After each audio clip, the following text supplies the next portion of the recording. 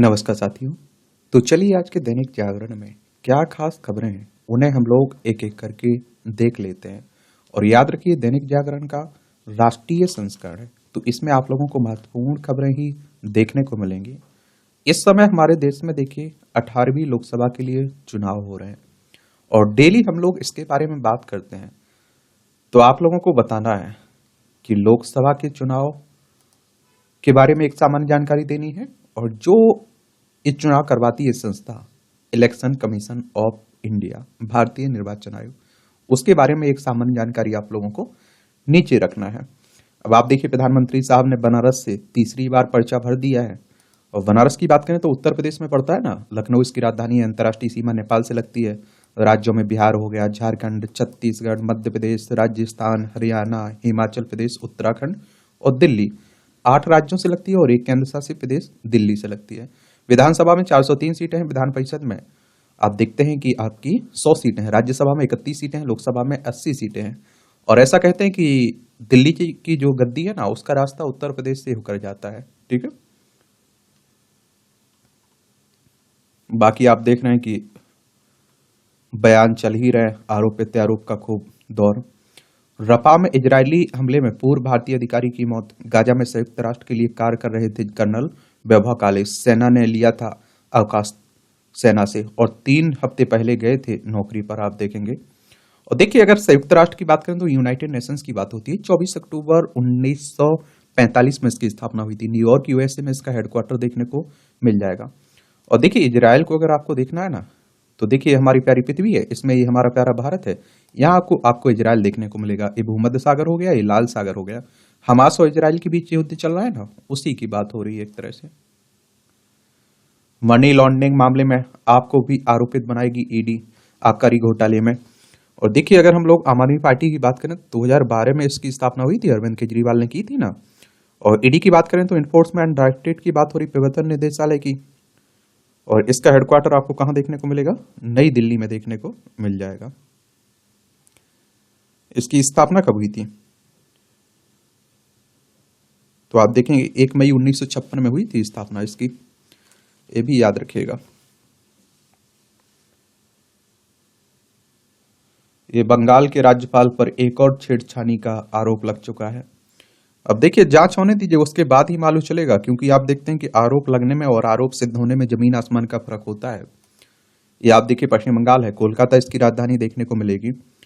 इसकी सीमा आप देखिए उड़ीसा, झारखंड, बिहार, सिक्किम और असम से लगती है। अंतर्राष्ट्रीय सीमा नेपाल, भूटान और बांग्लादेश, 3 देशों से लगती है। ममता बनर्जी यहाँ की चीफ मिनिस्टर हैं और सीवी आनंद बोस यहाँ के राज्यपाल हैं। विधानसभा में 294 सीटें हैं, राज्यसभा में 16 सीटें हैं, लोकसभा में 42 सीटें हैं। 88,752 वर्ग किलोमीटर में फैला हुआ है आपका पश्चिम बंगाल। ये उपभोक्ता कानून के दायरे में नहीं आते हैं वकील के विरुद्ध सेवा में कमी की शिकायत पर उपभोक्ता संरक्षण कानून के तहत नहीं हो सकती सुनवाई। सुप्रीम कोर्ट ने कहा वकालत किसी और पेशे से तुलना नहीं की हो सकती है। सुप्रीम कोर्ट की बात करें तो हमारी सर्वोच्च अदालत है। संविधान के अनुच्छेद 124 के तहत सुप्रीम कोर्ट की स्थापना की बात की गई है। 28 जनवरी 1950 में स्थापना हुई थी। देखिए झारखंड के मंत्री आलमगीर से ईडी ने की 9.5 घंटे पूछताछ। और आप देखते हैं कि यहाँ की जनता तो गरीब है, राज्य तो गरीब है, लेकिन मंत्री हो, अधिकारी हो झारखंड में काफी मालामाल है। एक गुलाम जम्मू कश्मीर में प्रदर्शनकारियों पर बरसाई गई गोलियां, 3 की मौत हुई है। ये आप देखिए जो पाकिस्तान हमारा हिस्सा कब्जा किए बैठा हुआ है ना, उसी में आंदोलन होने लगा, तो उसी की बात हो रही है। बहुत सारे लोग कह रहे हैं कि अब हमें भी कुछ बोलना चाहिए भारत को भी इस पर, क्योंकि हमारा क्षेत्र है, हमारे लोग हैं वहां। डिजिटल अरेस्ट को लेकर रहें सतर्क, 1930 पर करें कॉल। ये साइबर क्राइम रिपोर्टिंग पोर्टल पर बड़ी संख्या में मिल रही है डिजिटल अरेस्ट से ठगी की शिकायतें। Indian cyber crime coordination centre ने किया अगर धोखाधड़ी से जुड़ी 1000 स्काइप आईडी को अब तक किया जा चुका है ब्लॉक। अब आप लोग कहेंगे कि क्या है डिजिटल अरेस्ट के तौर तरीके, तो यह साइबर ठगों द्वारा अपनाया, ये आजकल आप देख रहे काफी चर्चा में बना हो रहा है। इस तरह का ठग भी काफी हो रहा है। क्या होता है इसमें? यह साइबर ठगों द्वारा अपनाया जाने वाली वाला ठगी का नया तरीका है। डिजिटल अरेस्ट के मामले में ठग किसी सरकारी एजेंसी के अफसर या पुलिस अफसर बनाकर वीडियो कॉल करते हैं और इनमें इसमें पीड़ित को फोन पर झूठे मामले में पहले काफी डराया जाता है। कहा जाता है कि आपके ऊपर मामला दर्ज किया जा रहा है और जिसमें वह घबरा जाता है और इसमें वीडियो कॉलिंग के जरिए पीड़ित को घर में बंधक बना लिया जाता है और ठगों द्वारा व्यक्ति को 24 घंटे में उनके संपर्क में रहने के लिए सर्विलांस पर फोन या फिर वेबसाइट के जरिए नजर रखे जाने की बात कही जाती है। अपराधी इस दौरान आपको वीडियो कॉल से हटने में भी नहीं देते हैं और ना ही किसी को कॉल करने देते हैं और इस दौरान ठग कैसे केस को रफा दफा करने को पीड़ित से पैसे मांगते हैं और लोग उन्हें रकम दे भी देते हैं और खासकर जो लोग थोड़े अपराधी हैं, डरे होते हैं, वो जरूर दे देते हैं और इस तरह से फ्रॉड हो जाता है। ये आपकी राष्ट्रीय राजधानी से जुड़ी हुई खबरें हैं।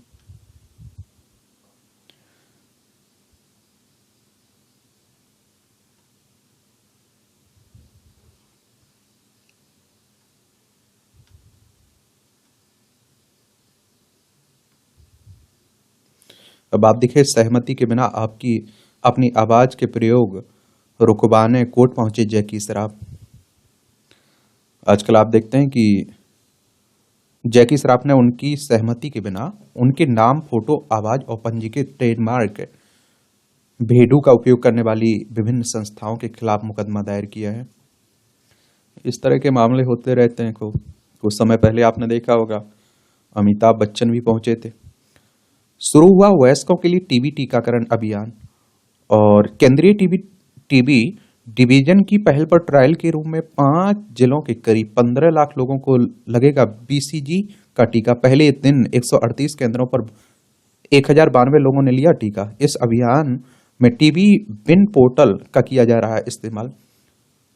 टीका लेने के लिए कौन होंगे, बात आप देखेंगे तो जिन लोगों को कम से कम 5 वर्ष पहले टीबी हुआ हो और मौजूदा समय में टीबी की दवा ना ले रहे हों।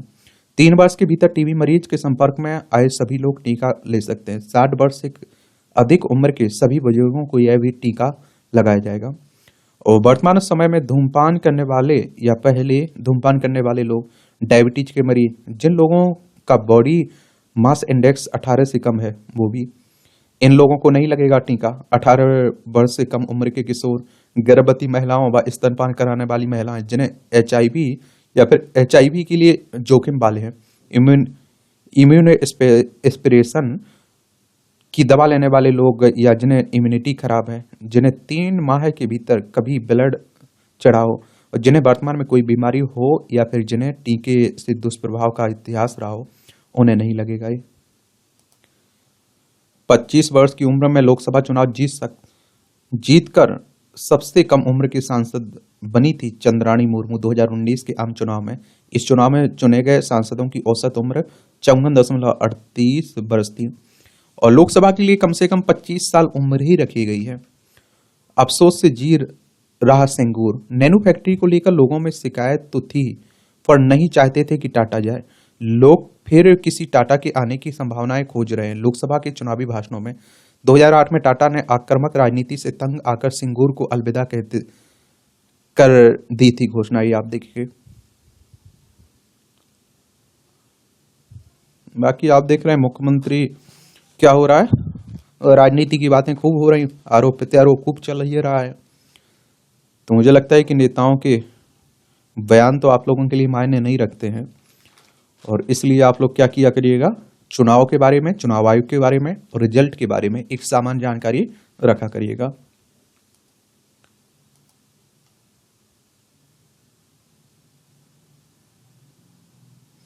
पीएम मोदी ने एमएससी बोर्ड गुजरात से आप देखिए वर्ष 1967 में एमएससी की परीक्षा पास की थी और 1978 में दिल्ली यूनिवर्सिटी से मोदी ने बैचलर ऑफ आर्ट, ये आप देखिए एसएससी की परीक्षा पास की थी और 1978 में दिल्ली यूनिवर्सिटी से मोदी ने बैचलर ऑफ आर्ट्स और 1983 में गुजरात यूनिवर्सिटी से मास्टर ऑफ आर्ट्स की डिग्री हासिल की थी। ये चुनावी हलफनामे में ये देना पड़ता है ना, तो उसी में कहा जा रहा है।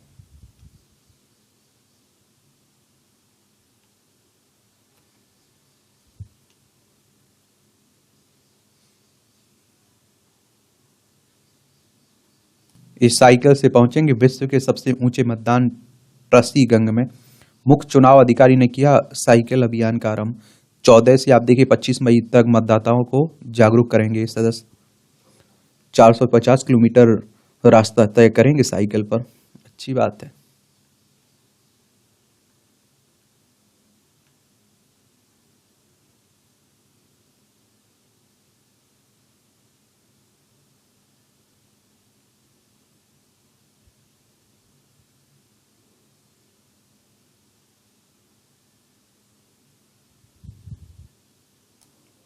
अब आप देखिए अमित शाह साहब का इंटरव्यू है, पढ़ना हो तो पढ़ सकते हैं आप लोग।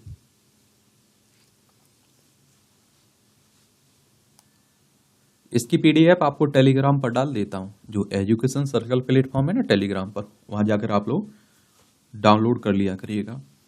आईएमए अध्यक्ष के माफीनामे को स्वीकारने के इच्छुक नहीं, सुप्रीम कोर्ट कह रहा है। क्या आप आराम से बैठकर साक्षात्कार नहीं दे सकते, अदालत की निंदा नहीं कर सकते? रामदेव बालकृष्ण व पतंजलि आयोजित को जारी अवमानना नोटिस पर आदेश सुरक्षित रखा है। भ्रामक विज्ञापन का मामला चल रहा है ना, तो उसी को लेकर बात हो रही है। तो इसके बारे में भी याद रखा करिएगा। और आईएमए की बात करें तो इंडियन मेडिकल एसोसिएशन की बात हो रही है। 1928 में स्थापना हुई थी, नई दिल्ली में हेडक्वार्टर देखने को मिलेगा। इंडिया स्कल्स में कौशल दिखाएंगे देश भर के 900 युवा। आज से नई दिल्ली में शुरू हो रही प्रतियोगिता। 32 राज्यों के प्रतिभागी, केंद्र शासित और राज्यों के। और राष्ट्रीय स्तर पर चयनित 58 विजेता वर्ल्ड स्किल्स में भाग लेने जाएंगे फ्रांस।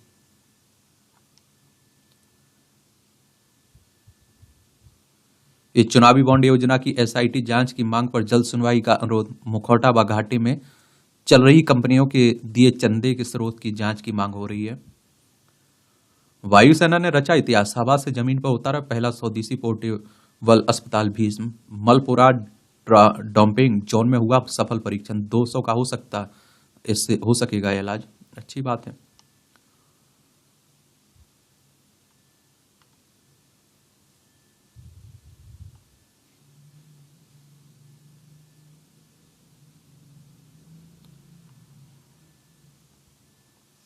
केदार घाटी में युवाओं के लिए स्वावलंबन की धुरी बनी केदारनाथ यात्रा। केदारनाथ धाम व पड़ावों पर तंबू संस्कृति को मिला बढ़ावा। और युवाओं के साथ केदार घाटी के विभिन्न गांवों की स्वयं सहायता समूह से जुड़ी महिलाओं की भी हो रही है आय से। F&O में बेलगाम तेजी चिंताजनक है। और सीतारमण करें, वित्त मंत्री ने खुदरा निवेशकों को जोखिमों के प्रति किया आगाह। और अधिक से अधिक भारतीय कर रहे हैं बाजारों में निवेश, ये कहा जा रहा है। खाद्य पदार्थों का मूल्य बढ़ने से 13 माह के उच्च स्तर पर थोक महंगाई पहुंची। 1.26% रही अप्रैल के दौरान थोक महंगाई की वृद्धि दर। और 7.74% रही खाद्य वस्तुओं की महंगाई दर पिछले महीने में। 2027 तक $5 अरब होगा भारत का एआई खर्च। भारत में आर्टिफिशियल इंटेलिजेंस पर खर्च 2027 में 3 गुना बढ़कर $5 अरब तक पहुंच सकता है, इंटेल आईडीसी ने मंगलवार को एक रिपोर्ट में कहा है। 2023 के दौरान भारतीय संस्थानों ने एआई पर करीब $1.7 अरब खर्च किया है। 100 छोटे विमान खरीदने पर विचार कर रही है इंडिगो। अप्रैल में भारत का पाम तेल आयात 34% आप देखते हैं कि बढ़ा। साधारण बीमा कंपनियों को 29,678 करोड़ प्रीमियम है। सरकारी बैंकों को बीते वर्ष में 1.4 लाख करोड़ का शुद्ध लाभ हुआ है। कुल लाभ में एसबीआई की 40% से ज्यादा हिस्सेदारी रही। 12 बैंकों में से केवल पंजाब एंड सिंध बैंक का शुद्ध लाभ घटा। देखिए एसबीआई की बात करें तो स्टेट बैंक ऑफ इंडिया की बात हो रही है। मुंबई महाराष्ट्र में इसका हेडक्वार्टर देखने को मिलेगा। और खाता आप लोग खुलवाते होंगे ना, कि नहीं खुलवाते हैं?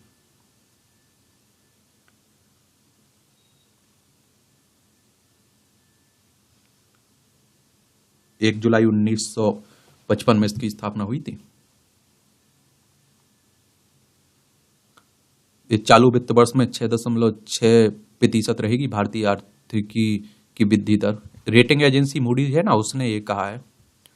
एसयूवी की मांग बढ़ी, यात्री कारों की बिक्री घटी।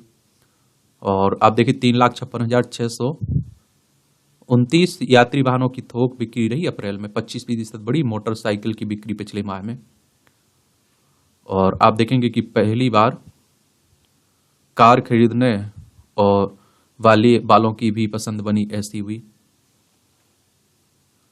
2024 में आप देखिए वैश्विक वृद्धि में एशिया का 60% योगदान जारी रहेगा। अंतर्राष्ट्रीय मुद्रा कोष के उप प्रबंधक निदेशक ओकामुरा का कहना है कि इस वर्ष यानी 2024 के दौरान भी एशियाई देश वैश्विक विकास का इंजन बने रहेंगे या वैश्विक वृद्धि में 60% योगदान के लिए रहेंगे एक तरह से।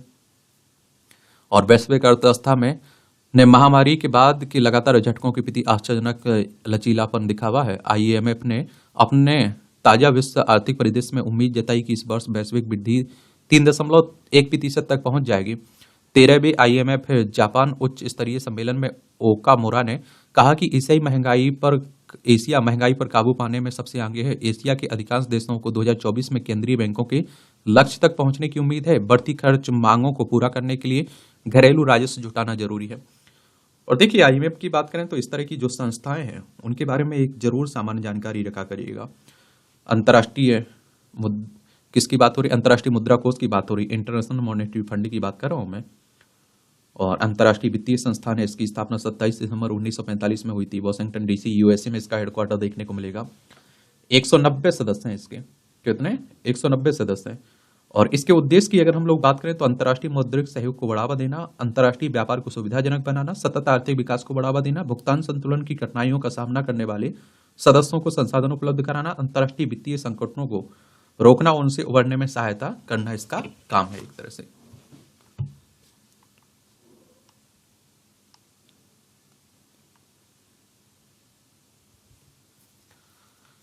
घटिया आयोडीन युक्त नमक मामले में टाटा केमिकल्स पर जुर्माना। बॉम्बे हाईकोर्ट ने खाद्य सुरक्षा पीलीय न्यायाधिकरण के आदेश को रद्द किया है। इसमें स्माइलेक्स की सभी दवाओं के लाइसेंस रद्द। नशीली दवा मामला है। नोटिस का जवाब न मिलने पर आप देखिए राज्य दवा नियंत्रक ने की कार्रवाई। 20 रुपए के पत्ते को 350 रुपए में किया जा रहा था ब्लैक। और एक वर्ष में 50 करोड़ से अधिक गोलियां बेचने का मामला है उसके पास।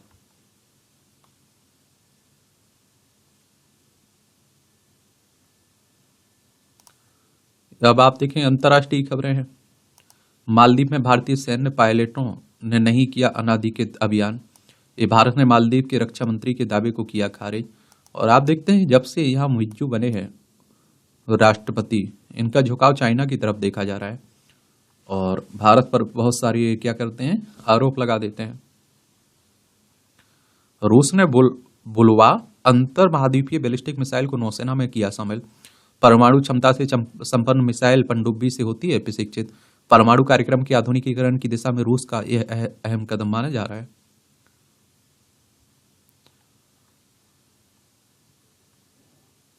एक तरफ इजराइल और हमास के बीच चल रहा है।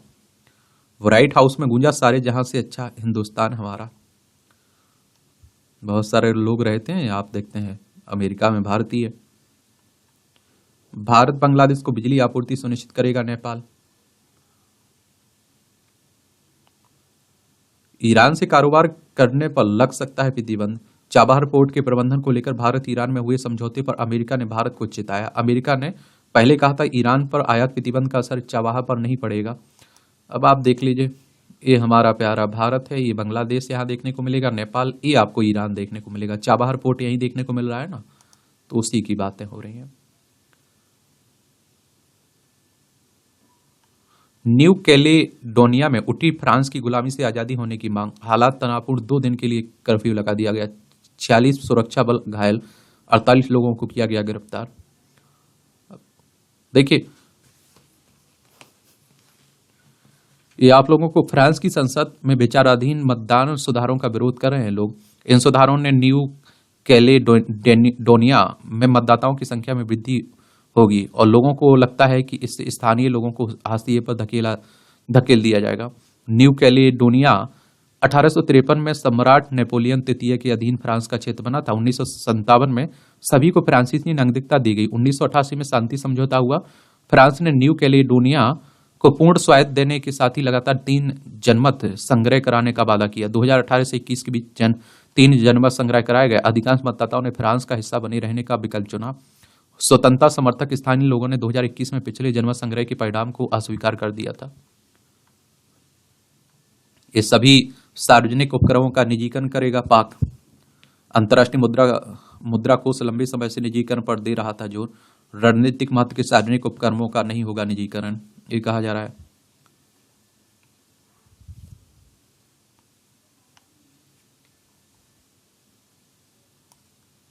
अब आप देखिए, ये खबरें आपकी खेल से संबंधित है, तो खिलाड़ी का संबंध किस खेल से है ये जरूर याद रखा करिएगा।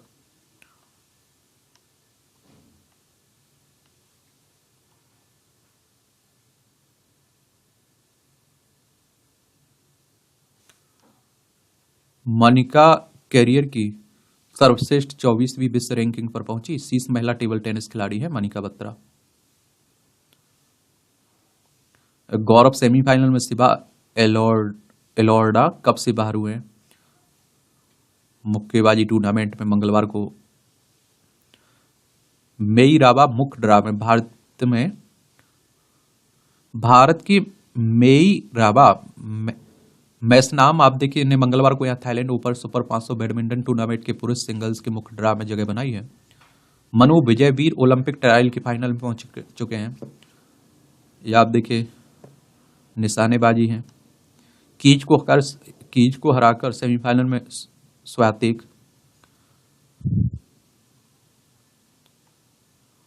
ट्रॉफी की नीलामी रोकना चाहते हैं उत्तराधिकारी। चलिए सब।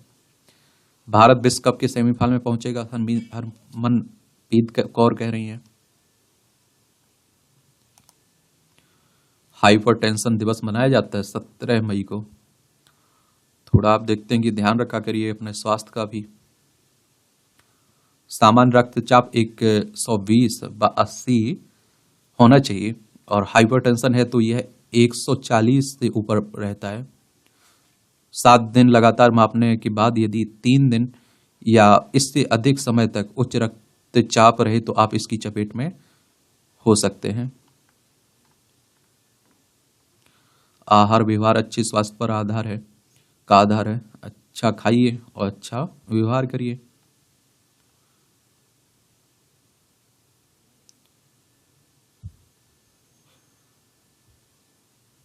ये लिट्टे पर लगा प्रतिबंध 5 सालों के लिए बढ़ा।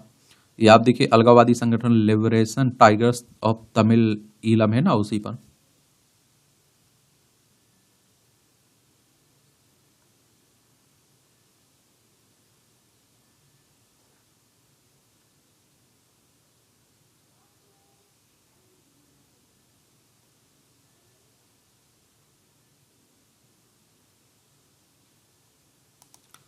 यहां भी महत्वपूर्ण खबरें मिल जाती है। परीक्षा के पॉइंट ऑफ व्यू से भी आपको पॉइंट मिल जाते हैं।